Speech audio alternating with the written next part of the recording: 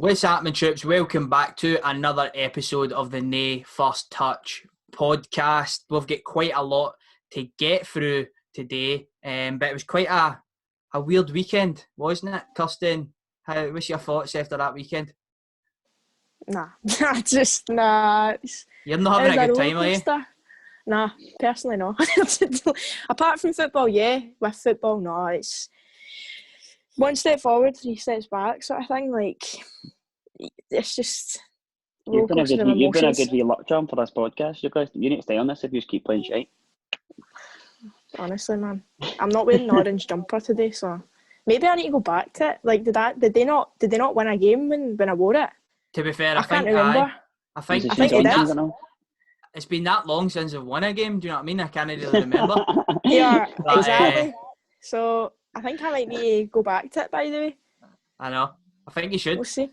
Jack, I'm guessing that your weekend was a wee bit better. Just a wee bit, mate. You look at the game as well for Rangers, and it wasn't even that good in terms of a spectacle. But I'm 3 points is all I care about, and every 3 point matters.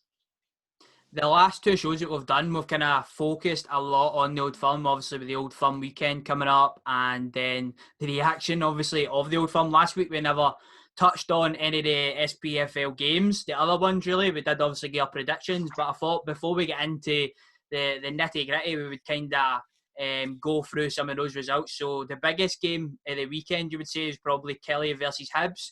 It didn't really live up to the expectations in terms of a spectacle, but again, it's a good win for Hibs, 1-0. Nisbet on the score sheet again, Jack. He's the man of the moment right now. I feel like one that he's going to come to a point, probably maybe in January, he might get snatched up. Obviously, Hibs can't afford to lose him with the goals he's providing. 1 goal in that game, and that's the goal that decided it. Like you said, it wasn't a spectacle we thought it was going to be. I thought it was going to be an absolute cracker, and it was a bit stale. But overall, Hibs will be happy with that 3 points. That's massive to get away at Killie's hard. Aye, big time. It's massive. That's where Rangers go next as well. I think Celtic dropped points there earlier on in the season as well, Kirsten, didn't they? What kind of team are Killie at home? Do you know what I mean? For your perspective, you have played them so far this season. So what kind of team have Hibs just kind of beat there?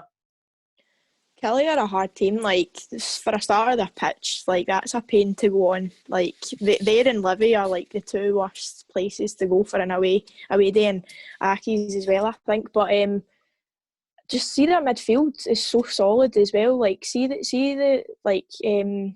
who is it as well? Power and Dicker in the middle. Aye, they're mad. So they're quite a power unit.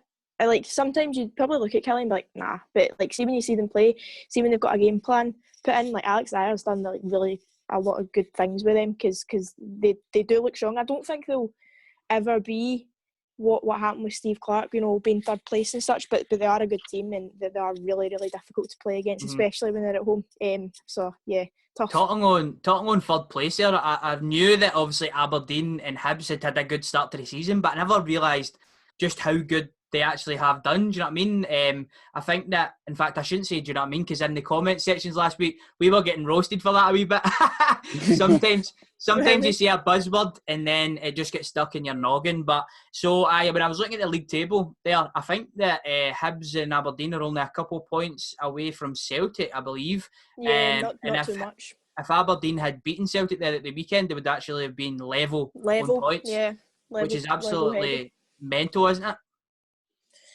It is mental, but it just shows you as well, like, one mistake and that's it. Do you know what I mean? It's a lot of people look at the Scottish League and go, it's easy. But I mean, look at the moment. Yous are 6 points clear. We've had a good couple of awful games, and it's like the last couple of years we've been so ahead of Aberdeen, we've been so ahead of Killie. You would never think that they would overtake us, but a few mistakes and it can cost you. So it's one of those ones. You never know what's going to happen, and I think that's a good thing, but also a bad thing as well. There was 4 other games out with the Old Firm games. One of them get called off due to COVID with St Mirren. Yeah. More positive tests. I don't know exactly if it's just bad luck or there is something going on up there where no abiding is strictly by the rules. I think that the SPFL and the powers that be are investigating or something like that, just to kind of see what the script is there. But it's quite frustrating, isn't it, Jack?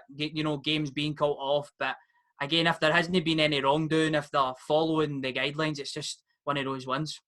It is a tough one. I feel like if there's nothing going, if nobody's no following the rules and everything's been going the way it should be, it's harsh to be questioning this whole, or should they be getting docked the points, or should they be getting, the game should be got to the other team. So if there's wrongdoing in there, I fully support that. I think if it's your fault that the game's not going on, the other team shouldn't have to be punished for that. But if it's one of the most easy to catch things out there. So it's harsh to be starting questioning points for it. But it's one of the ones. It's not up to us. Obviously, it's up to the hierarchy, and we all know they're good at making decisions. Exactly. St Mirren are the team that have been hurt with this the most, haven't they? That's, I think, they're setting their third outbreak so far during this whole thing, man. So hopefully they can kind of avoid it. I know, as you said, it's everywhere at the moment. So, but hopefully they can, and they can start playing again. Do you know what I mean? Because they're going to. Do you know what I mean? I've said that again. Jesus Christ. Because they've got that much of a backlog of fixtures. It's going to be crazy trying to fit them all in. Another game that may as well have got called off due to COVID was St Johnstone 0, Dundee United 0. An absolute barnstormer of a game, I'd imagine. But there's always one, isn't there, Kirsten? There's always one that stinks a place out.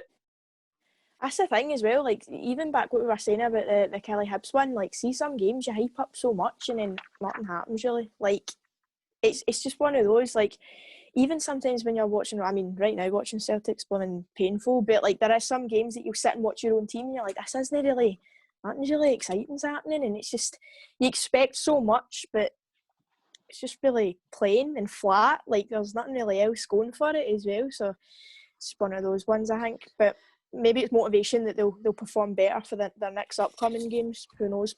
That's it. Dundee United, I think they're struggling to create opportunities. I think that's the main thing, because if you look at the front two at the moment, they've got Mark McNulty that scored goals up here. He's been called up to the Scottish international scene a couple of years ago, or a year ago or something like that, and then obviously they've got the Shanks. So I think if you give them opportunities, they will score, but it's up to now the midfield and Mickey Mellon to try and get them some opportunities, because undoubtedly they've got some talent up there.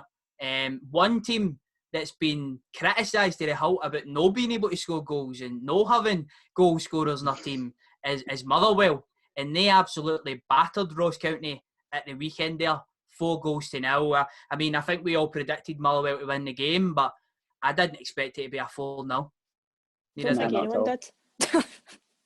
And Tony Watt to get on the score sheet as well, Jack. Was it as good as his Barcelona goal that he never stopped talking about? See, to be fair, if I scored a goal against Barca under nines, I wouldn't stop talking about it. You can't even fault him for it, man. I'd be telling everybody that. He is a player though that's not really lived up to expectations. You know, after he scored that goal against Barcelona, it looked like the world was his oyster. And he definitely, he got some good moves after that. Obviously down south in that, and then he came back up here. But for me, this is a club where he could really start rekindling his career. And obviously a good performance from him at the weekend there, getting a goal in that. I think it's a really good level for him. I don't think he's going to be pushing for a Celtic team anymore. And Motherwell's one of the ones that are pushing for fourth or third, so I don't see why not. He can't show his real talents there. Right, ladies and gentlemen, let's move on to a wee Who Am I? For you to first one to get the answer wins a prize. I don't know what the prize is. Maybe down the line when we get in this studio that we're arranging, there'll be a prize given out they get to the the winner for this.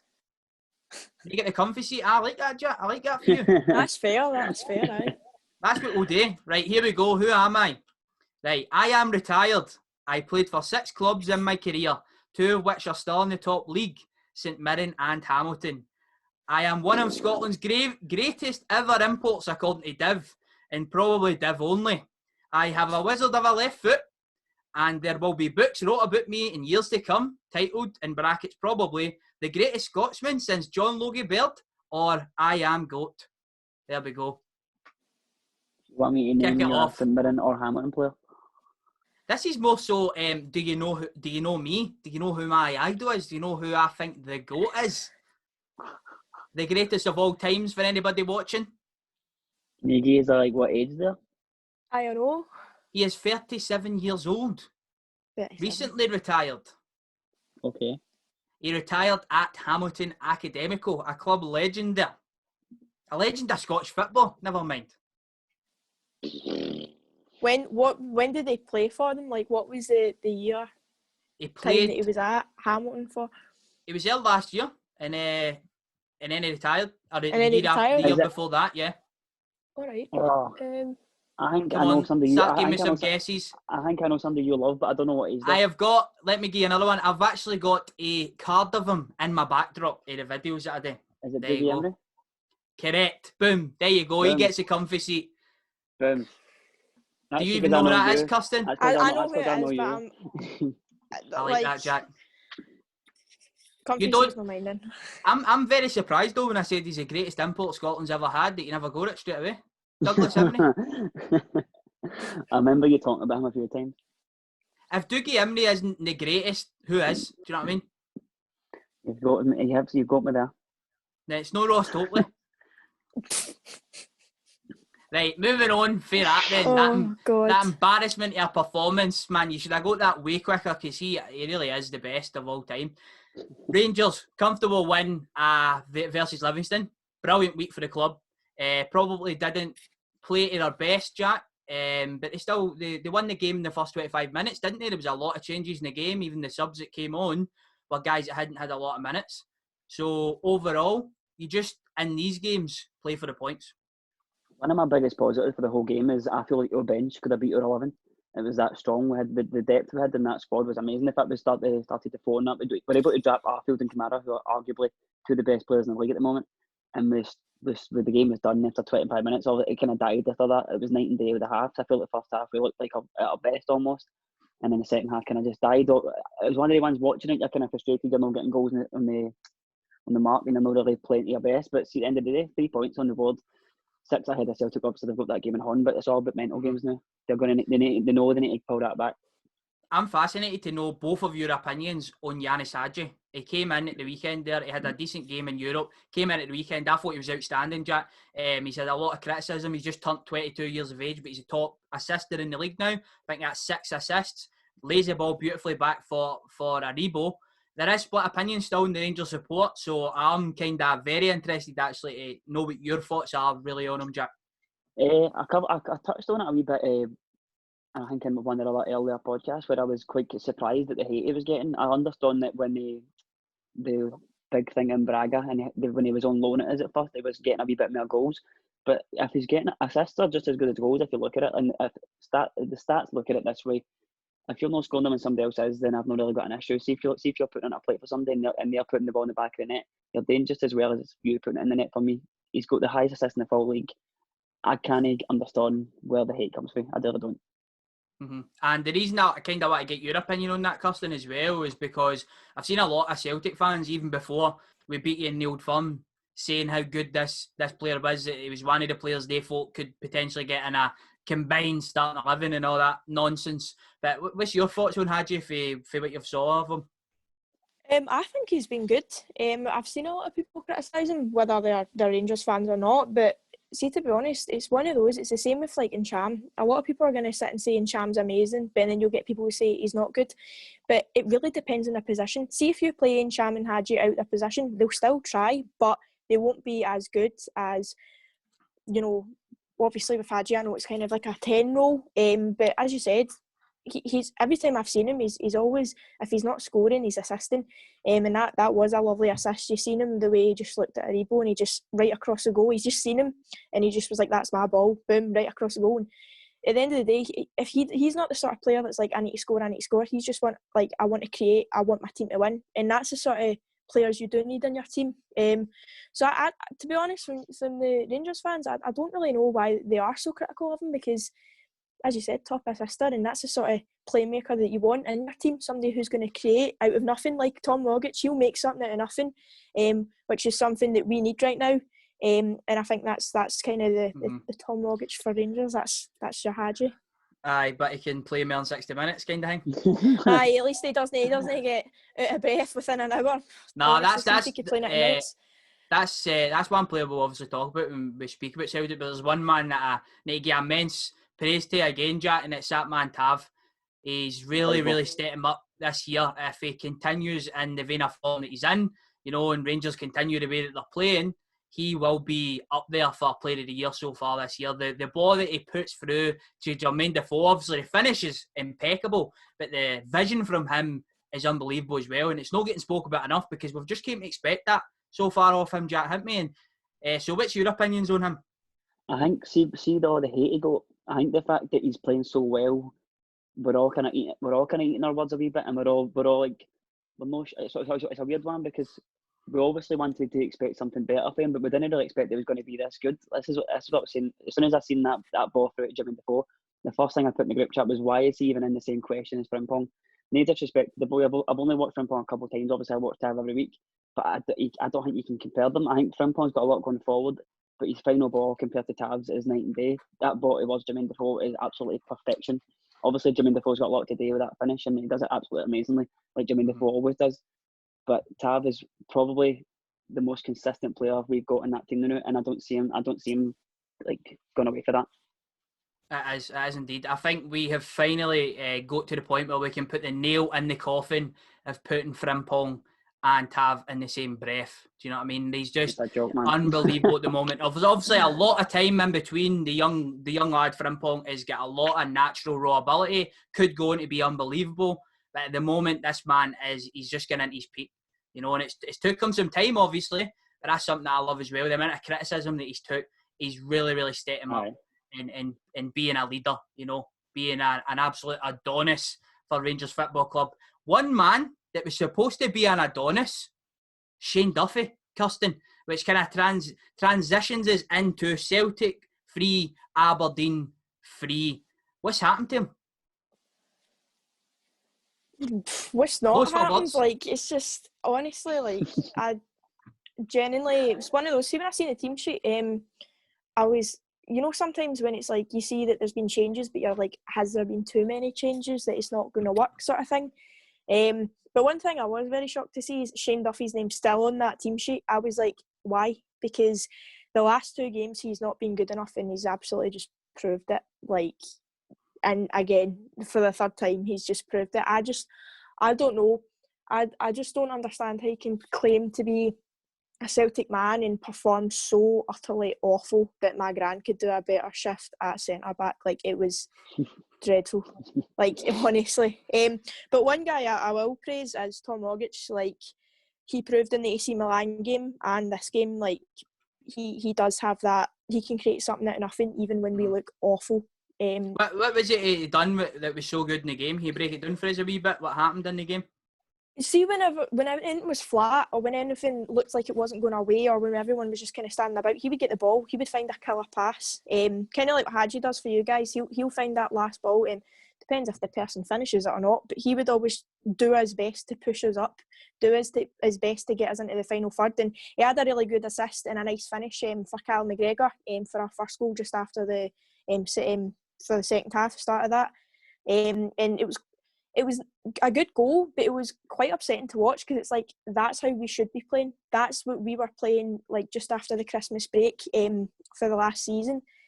And it's like, well, what's happened? Because if you can do that, then how have we fallen apart so much? Like, it's our defence was just a shambles. It's just, it's awful. You go away to Pataudry, you score 3 goals, you're expecting to win the match, aren't you? Yeah, 100% you're expecting to win. And see, when we did go 3-2 up, I was like, right.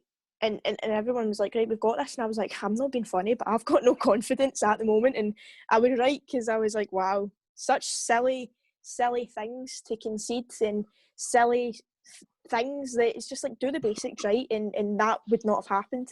So it's just one of those, just need to learn from it and move on, and hopefully it's better for the cup final. I think a lot of cup semi-final. Don't get ahead of yourself. We'll see. What was I going to say? Yeah, I think a lot of the times when an Old Firm team drops points, a lot of people are quick to, put one of the Old Firm teams down. But Aberdeen were brilliant in this game. Obviously, Lewis Ferguson scores 2 penalties, but I think in the midfield, Aberdeen were solid. They had McGeoch in there, they had McCrory in there, and they had Lewis Ferguson in there. I've seen some people talk about, is potentially this Aberdeen side Derek McInnes's best And he's came through a lot of adversity, if you think about it. Derek McInnes, I'm not his biggest fan. But every single season, it seems like he loses his best players and he needs to build them up again. He's brought in Johnny Hayes this year, who was good as well in the game. He's obviously got a solid midfield in there now. But Jack, what was your thoughts on Aberdeen in this game? Scoring 3 goals against Celtic, a team that notoriously have battered them in the past and in the recent years. It was night and day for previous Aberdeen performances against Celtic. I feel like you say, Johnny Hayes. I think Johnny Hayes had a cracking game. I didn't think he put a fit rank. I think that wee boy Hedges, who I think did he come on? He played unbelievable. And any time Celtic had the ball, it looked like he was chasing it down to get it back. It looked like the energy was flipped almost. It looked like Aberdeen were going for it, man. It looked like Celtic were almost trying to counter them and maybe act like the defending team, which kind of confused me. Obviously, like Kirsten was saying, there was a wee brief moment there where Celtic looked absolutely unreal when they were passing was so quick. The ball was getting in behind. They got 2 goals in the space of 2 minutes. And one player as well I wanted to mention was Lee Griffiths. As soon as he came on, I was texting, he's got to score. Some goal, but it was some goal. 8 more words within 5 minutes. He's one of the players I'm confused of why he's not getting more game time, because when he's played, he's looked unreal. I think he's potentially the reason why he's not had more game time. Do you know what I mean? True. Celtic were obviously very vocal on his shortcomings come back after COVID, and to give him credit, he looks like he has worked really hard to get himself back into good condition. And going forward, I do think he'll come back at the team, because the impacts that he's making off the bench is more than the other strikers. Do you know what I mean? The finish that he made against Aberdeen, when it's against you, you know, Hedges has just kind of scored. He comes off the bench. It's unbelievable. Changes the game for Celtic. Then they obviously go on to get a penalty through Christie. And at that point, I'm thinking, well, I never actually got to see the game live, but usually what I'd be thinking is 3-2, Celtic have put, that's it, game over. I thought it was done. But you're always getting chances with a Celtic defence at the moment, and they let Aberdeen in, they get the penalty, cool, calm and collective from Ferguson. There was a chance at 3 each for them to go 4-3 up. Yeah, right after it as well. That's mental. Something that I found hilarious after the match, I seen Derek McInnes' post-match, and he said, I thought that the referee had a blinder today. It was brilliant, get every decision right. Lennon comes on and gets through him, completely blames him. For me, I think all penalties are penalties. And if anything, Cal McGregor should get sent off in the last minute for a second yellow. That was the only thing I disagreed with. I think Cal McGregor should have got a second yellow for that. It's a goal-scoring opportunity, and he's took him out. It's one of the ones where Lennon should be actually quite thankful that the way it went the way it was, because all penalties were called correctly, and the one thing I think he got wrong was no sending Cal McGregor off. Yeah, what was your thoughts on that? See, like Cal McGregor, I'll always I rate him so highly, but there was a good few fouls after his yellow card so early in the game that I was like, right, okay, calm down. Like you should, if it was anybody else, who would have been getting a yellow for that. Do you know what I mean? Mm-hmm. So I was do you agree with the manager then? Do you agree that the ref had a shocker, or do you agree I don't think the ref had a shocker. I think he's just using that as an excuse. Like, our defence is awful. Like, I can't say anything. Do you know what? Something I will praise Aberdeen is they went into this game and went, do you know what? Their defence is awful. And the amount of bodies they were getting in our box and the amount of bodies they were getting back was night and day, as Jack says, like compared to like last season, what they were like. And they looked at our defence and they went, right, these are the issues. And they took it among themselves to go, this is how we're going to counter that. And fair play, they did. They done everything they could, and they managed to get a point out of it. So this week as well, we have some big games again. The Europa League's coming thick and fast, obviously, with the schedule. Every single week you're playing a group game. This week, Celtic are playing Lille, I believe. The team Lille away, the team that were in for Alfredo Morelos during the summer. The team that are currently top in the league are. It's going to be a very tough game for you, Kirsten, isn't it? Very tough, and I'm not looking forward to it. I'm not looking forward. Something I want to know as well, do you think, obviously everybody called out for the 3-5-2 to be played, right? He plays the 3-5-2, it doesn't work.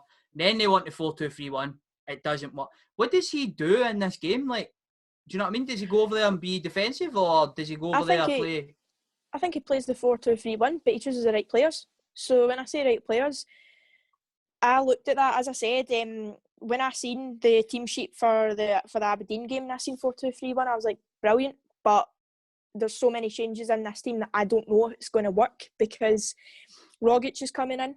He's not started a game properly with the people around him. Bain's first game back, but that's obviously because Barkas was injured.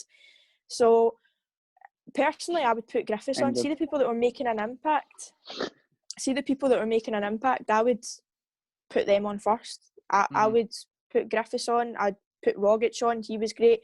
And I would probably start Brown and McGregor, to be honest. I would leave Sham on the bench. But El Hamed's back as well. He's returned to Glasgow. So if he's okay, he would maybe go right back and maybe Frimpong right mid. But Jesus Christ. One of those ones. That's something that's mental at the moment as well. You cannot pick. You probably have more chance of picking the lottery numbers than a Celtic starting 11. Let's put it that way. Basically, at the moment, it's absolutely mental. And now for Rangers, it's a chance for us to go and have an unbelievable start for Europa League. For me, we're playing the weakest team in Lech Poznan. They were defeated 4-2 by Benfica in the previous game. Obviously showed they can score, against a good side, but also wee bit leaky at the back. So yeah, it's a great opportunity for us at home to go and kind of do a number on them. Jack, are you confident for this? I'm quite confident. So again, confident, the first game against Dundee United, I was a bit like, I would hope we win this game, but I'm not going to be raging if we go out there and they put up a good performance, because they're a good team, and it was going to be a hard game no matter what. Obviously, Kilmarnock absolutely just done what he does, maybe a half time. We need to talk about that goal, don't we? Jesus Christ, man, unbelievable! Best goal I have ever seen, honestly. What did I put in the chat? Like, I was the first one to comment on it. To be fair, I was like, right, that was great. That goal was mad. Like, let's also get an F in the chat for Standard Liège as well. Do you know what I mean? Like, see, if you bring all circumstances into this goal, it is up there and being one of the best. The conditions, where he picks the ball up, part was awful. He rides 2 challenges. He does was a first 3. One. I'm pretty sure. He rides 2 challenges. He skins the third guy, puts it in the net, and also he used to play for Anderlecht. He used to play for their rivals, and they booed him for the full game. All 4,000 fans in the stadium, and he just puts it in the net, and then they get in his face after it. It was absolutely glorious. What happened at the end of that? Because see, they thought he ran right down to their fans and stuff like that and celebrated in front of their fans. He get booked for it. So that should have been enough, but they couldn't handle it, and then they tried to wee bit of handbags, but that was all it was. Definitely, but it's like see the thing is with the whole game. Obviously, that pure makes us think the game is so good, and Kilmarnock, what amazing goal. The game wasn't that great. It was quite flat, and once the goal went in, it was kind of a bit chop and change. I didn't really think we looked amazing. I didn't think they didn't really cause any much threat. I don't think they had a shot on target. I think that was the second game in a row we had a shot on target. But looking into this game, I'm expecting to win it. It's how we're at home and we're playing a weaker side, so there's no reason why no. But Europa League's one of the ones you can go anywhere and get beat. You can go anywhere and beat somebody. I mean, we beat Porto 2-0 when we probably never expected that. Yeah, definitely. Lastly, then we'll move on to the scores. This is where you take the floor, Jack. How did we get on last week, mate? With our predictions. Funnily enough, Kirsten said before we started recording that she thought she got none right, but she's got the most points, so yours. There we go then. There we go. And you're on double points as well still, Kirsten, so... So, first game, Killie v Hibs. I said 1 each. Div said 2-1 to Killie. Kirsten said 2-1 to Hibs. It finished 1-0 to Hibs, so Kirsten, you pick up 3 points there. Motherwell v Bosch County. I said 2-1, you said 2-0, you said 1-0. We'll get 3 points there because Motherwell won 4-0. Obviously, St Mirren and Hamilton postponed, no points there. St Johnstone, Dundee United. Me and Div both went for Dundee United wins. You predicted a draw, so you get another 3 points there. Aberdeen v Celtic. I said 1-0 Celtic. Div said 1-0 Aberdeen. And Kirsten, you said 2-0 Celtic. Finished obviously 3 each, so nobody gets any points there. Final one, Rangers v Livingston. I said 2-0. Div said 3-0. And Kirsten said 3-1. It finished 2-0. So you two get 3 and I get 5. So you take the lead? No, I had 8 points. Div had 6 points and Kirsten had 12, which gets doubled to 20. Overall, mate, you're now top. I'm top of the league, mate. 73 for myself. Oh my God. 71 for you, and we Kirsten's double point. She goes up to 30. I feel like Celtic languishing in second place at the moment, man. I need to pull this back. Oh, But nah, brilliant. fair play. I was getting some stick for the 1-0 Aberdeen, by the way, but See, to be fair, all three of us got the right score for Rangers Europa League game. We all I said know. 2-0. Yeah, so we did actually. I think you said 2-1 for AC Milan as well, and they obviously, Kirsten, you said 2-1, and they scored in like the last minute. I said 3-2. I was so, but I was like, oh no, man, this is. I stuck a quid on my predictions as well. Did you? It was for 450 quid. It should have been 3-2. 3-2 AC Milan, and that came up, but obviously it didn't. But let's get on to next week's predictions then, Jack. We are going to do the Scottish Cup as well, because obviously there's 2 big games going on there. Yes, I've started A off with the derby League as Ones. well. I started off with the League Ones. I've got Dundee United v Ross County, and I've went for a 2-1 for Dundee United. Whenever you're ready. On you go. See, to be honest, I think it will be 1-0 Dundee. I think they'll need to get points this time, and I think they'll just scrape it. So I keep batting Dundee United all the time. So I do. So I'm just going to go for a 0-0. That's going to be the Now that you've said that, Dundee will win. I know. And this is a game where Shankland and Mark McNulty will go ham. Aye, basically. Second game in the league is Livingston v Motherwell. I went for a 2-1 Motherwell. I think they'll come back for that 4-0 and kick on. I'm going to agree with you, Jack. I'm going to go 2-1 Motherwell in that as well. I'll go different. I'll go 1-1. Oh. I'll go 1-1. Cheeky. Final game in the league this week is Kilmarnock versus Rangers. I'm going to go for the Old Faithful 2-0. It's happened. I think that's 3 2-0s in a row. Let's make it 4. Well, I'm going to change it and I'm going to go 3-0. Because I want to enjoy myself. I don't want to be squeaky bum time towards the end. I'm going to go... A part of me really wants to say 1-0, right? Because it is away to Kilmarnock and that pitch is just horrendous. But I think it will be 2-0. It always ends up being a 2-0. It's like a comfortable win for you. So. We always tend to do no bad on Astro, to be fair. But especially Hamilton. Yeah. In the cup, I've got 2 games. I've got the repeat of the league fixture right there with Celtic and Aberdeen.